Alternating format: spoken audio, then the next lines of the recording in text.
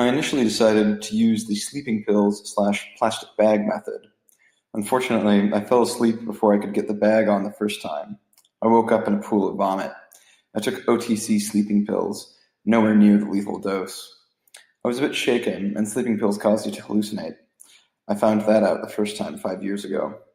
I continued throughout the night to try and put the bag on my head, but I found that one begins to panic when unconsciousness starts to settle in.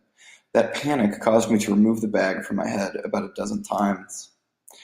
The next day, I decided to try soft hanging and found that I obviously wasn't doing it right.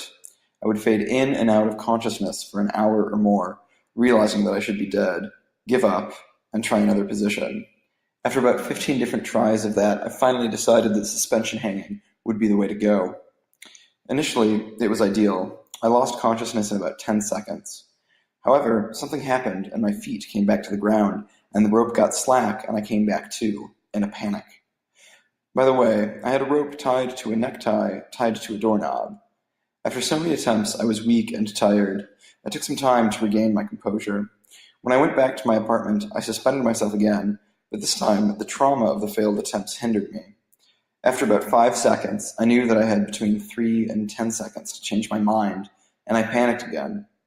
I did not have my hands bound, so I pulled the rope from over the door as I was losing consciousness. When I came to on my bedroom floor, I was delirious. I started kicking and flailing around. When I tried to get up and walk away, the rope reminded me what was going on. I took it off, and that would be the last time I made an attempt. I was too shaken and traumatized, for lack of a better word, to try again.